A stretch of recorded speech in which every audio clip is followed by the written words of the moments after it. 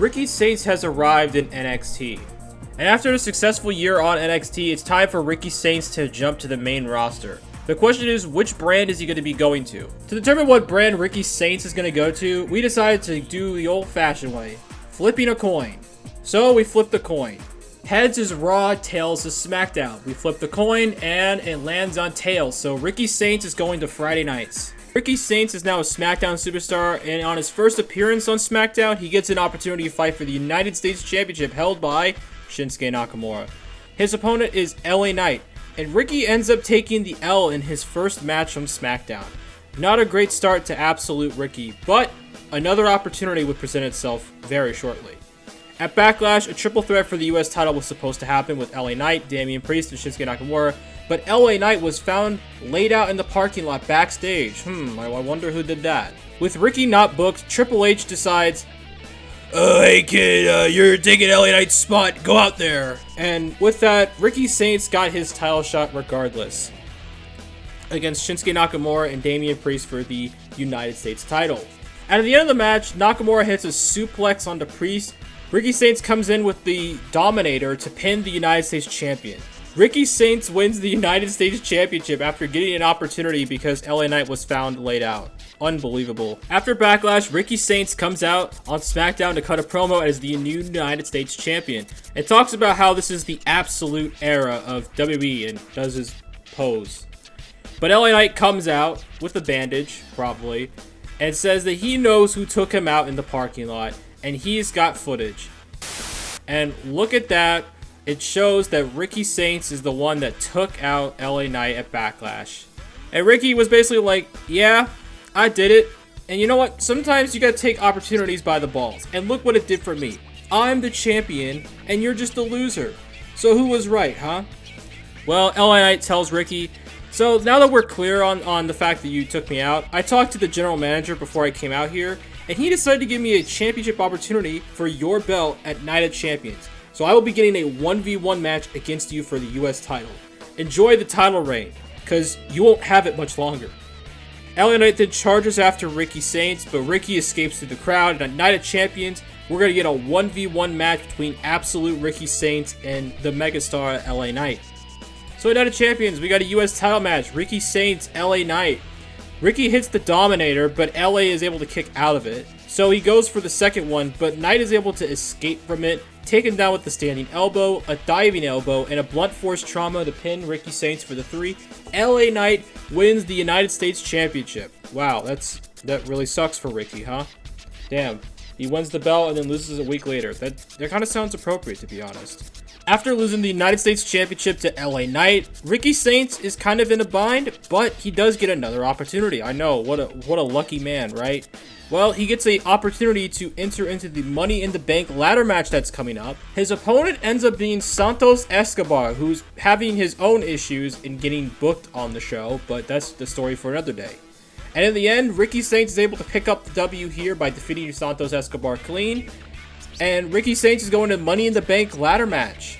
Hopefully to win a world title? Maybe. At Money in the Bank, we have, well, the Money in the Bank ladder match featuring Sami Zayn, Drew McIntyre, Ricky Saints, Dominic Mysterio, Big Bronson Reed, Jacob Fatu, John Cena, and Bad Bunny. What a field, huh?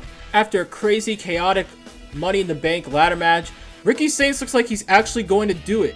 He gets the ladder in the ring, he climbs it up, and it looks like he's going to take the briefcase down. But Dirty Dominic Mysterio runs up and neckbreakers him off the ladder. And Dominic Mysterio is able to climb up and grab the briefcase while everybody else is just fighting, not even paying attention. And Dominic Mysterio is Mr. Money in the Bank. Or as Women's World Champion, which honestly fits a lot more than Money in the Bank, not gonna lie. For Money in the Bank, apparently Ricky Saints decides to go back to NXT and he wins the NXT Championship for whatever reason. I guess because after all the L's he's been taking, he's like, fuck it, I'm going to NXT, give me the belt, and yeah, Ricky Saints is the NXT Champion. Despite winning the NXT Championship, SummerSlam is approaching and Ricky Saints wants to get on to this show of the summer. So he decides to do something pretty crazy. He calls out John Cena, who's in the middle of his retirement tour, somehow. Don't question the timeline, alright? Just don't question it. And he calls out John Cena and says, hey, I want to prove myself that I am the absolute best WWE superstar to exist, and there's nobody else that I could face other than John Cena. So John Cena comes out and accepts his challenge for SummerSlam. And just like that, Ricky Saints is on SummerSlam. You know, it's just that easy sometimes, you know? But of course, because Ricky Saints is a scumbag, he decides to attack John Cena and beat him up afterwards, laying him out in the middle of the ring. As now, for Ricky Saints to send a message to the greatest of all time that he's got his number, or something goofy like that. We fast forward to SummerSlam, and before we get to Ricky versus Cena, we see that Goldberg wins the World Heavyweight Championship. What kind of bullshit is this? Are you kidding me? Bill and Goldberg is the World Heavyweight Champion? Did Jey Uso flop that hard? Well, regardless, Ricky Saints and John Cena are going to duke it out in a 1v1 match.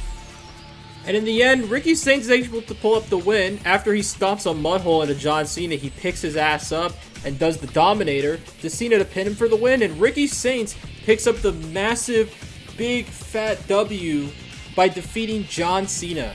And I know beating John Cena these days doesn't mean much, but you know what? A win is a win. And this would actually start a good thing for Ricky Saints. After defeating John Cena, Ricky Saints is going to move on to bigger and better things. But first, he has to drop the NXT Championship, and he ends up dropping the NXT Championship to Joe Hendry. And with that out of the way, now we can move on to Cody Rhodes, the WWE Champion. So at Payback, we have Cody Rhodes defending the WWE Championship against Ricky Saints. It looks like that Ricky Saints is going to try to win by countout like an idiot, but Cody breaks the count.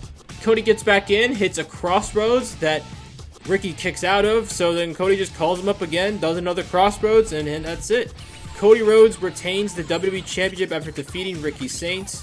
And after the match, it looks like that Ricky Saints might attack Cody, but they decide to actually shake hands, and they're like, good game, and Ricky Saints turns face in the process. While everything looks hunky-dory, Solo Sikoa and Jacob Fatu of the Bloodline come out of nowhere and beat the crap out of both Cody and Ricky. Just pulverized both men, and the Bloodline stand tall over Ricky and Cody. After this attack, Cody Rhodes and Ricky Saints decide to actually align as a team and try to take on the Bloodline. So on SmackDown, Ricky Saints with Cody Rhodes in his corner will be taking on Jacob Fatu with Solo in his corner. After a springboard DDT by Jacob Fatu, Cody Rhodes gets on the apron and tries to distract Jacob Fatu. Ricky charges after Jacob, but Jacob just elbows him in the head, super kicks him right in the face, and pins him for the 3. Jacob Fatu picks up the big win here, and Cody Rhodes, well, didn't really do shit. Also, The Rock and John Cena ended up fighting on this episode of SmackDown. What a weird SmackDown. So at Fastlane, we have a tag team match that is no disqualifications and no countouts between Jacob Fatu and Tama Tonga and Ricky Saints and Cody Rhodes. I guess Solo Sikoa didn't show up because he went to McDonald's? Sure. Unfortunately for the babyfaces, it doesn't go too well, as Jacob Fatu takes out Ricky, and Tama Tonga just kicks Cody Rhodes in the face like multiple times, and that's it for the 3. The Bloodline end up picking up the big win over Ricky and Cody. That's what you get for going to AEW, right? That's your punishment, Cody. Things unfortunately get worse for Ricky and Cody as Solo and Tonga Loa come out, and all 4 men decide to beat up these 2 guys, and the Bloodline is back together in full force. And despite Cody and Ricky being great competitors, in the end they get overwhelmed by the numbers of the Bloodline and just constantly keep getting beaten down every week on the lead up to Survivor Series. But both Cody and Ricky want to settle the score with the Bloodline once and for all, but because it's a War Games match, they need 2 more tag team partners. Cody Rhodes is able to convince Randy Orton to join up with them, so that makes it 3, but they still need 1 more person.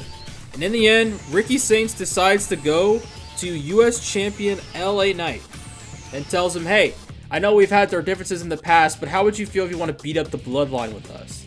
And LA's like, you know what, fuck it, why not? Let's go beat up the Bloodline. So, LA Knight joins the gaggle of babyfaces, and now we have a 4v4 Bloodline versus Team Babyfaces for Survivor Series. After a hellacious War Games match, the babyfaces end up picking the win as Ricky Starks pins Tama Tonga, and Team Babyfaces pick up the big W, defeating and vanquishing the Bloodline. On the final SmackDown before the end of the year, Ricky Saints decides to have 1 more match with LA Knight to settle their score once and for all. He wants 1 more shot for the US Championship. LA Knight agrees, and they have one more encounter in a no disqualification match, so there must be a winner, no countouts, none of that bullshit. It looks like LA Knight is going to grab Ricky and throw him in at the turnbuckle, but that's countered and blocked, and then Ricky Starks does the Angel's Wings to pin LA Knight for the 3. Ricky Saints defeats LA Knight and becomes the new United States Champion. We fast forward to the Royal Rumble with Ricky Saints on top of the world, kinda. Can he win the big one and get the title shot at WrestleMania? Well, unfortunately for Ricky Starks, despite making it to like the final 5, he in the end gets dumped out by Drew Gulak.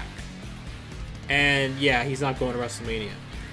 Gunther ends up winning the Royal Rumble and is going to WrestleMania to challenge for the World Championship that he lost to Jey Uso, who I think the World Heavyweight Champion at this point is Goldberg, so Gunther versus Goldberg for the world title.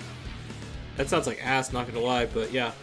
Despite being US Champion, Ricky Saints wants to be a World Champion, and more specifically wants to defeat Cody Rhodes. So he ends up getting into the Elimination Chamber match to fight for the World Championship at WrestleMania. He ends up being in an Elimination Chamber with Roman Reigns, Randy Orton, Drew McIntyre, John Cena, and Jacob Fatu. Quite an Elimination Chamber, if I do say so myself. And despite all the odds stacked against Ricky Saints, he ends up defeating and pinning Roman Reigns to win the Elimination Chamber, and Ricky Saints earns that World Championship opportunity against Cody Rhodes. Ricky Saints going into WrestleMania to fight the champion, the WWE Champion. After winning the Elimination Chamber, Ricky Saints comes out and explains why he wants to fight Cody Rhodes so bad for the WWE title once again. He explains that the reason why he ended up in the WWE in the first place was because of Cody Rhodes. Cody Rhodes has always been a guy that he's always aspired to and looked up to, and has been a massive influence on his life, even during AEW. So, his dream was to main event WrestleMania and fight a man who he is deemed a mentor in his professional wrestling career. And after winning the Elimination Chamber match, he gets the opportunity to fight Cody Rhodes once again. And yeah, the last time he fought him, he lost, but he's learned a lot ever since teaming up with Cody Rhodes, and he's ready to take on the World Champion for the second time.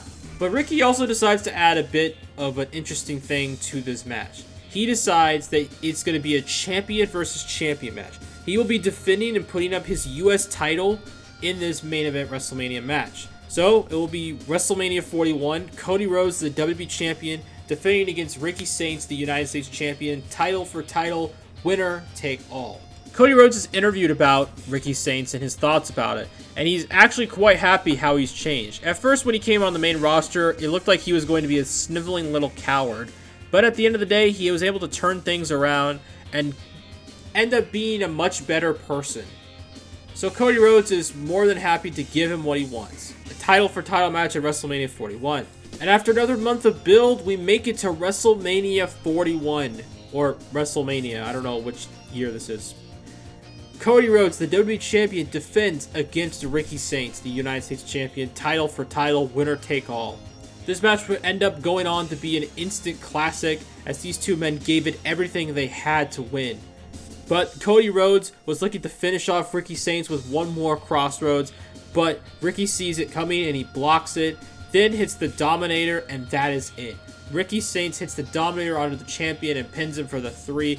Ricky Saints becomes an undisputed champion. He wins the WWE title, retains the US title, and is now a double champion, as Ricky Saints has reached the mountaintop of World Wrestling Entertainment and is now absolute, the future of WWE. Thanks for watching, and well, take care.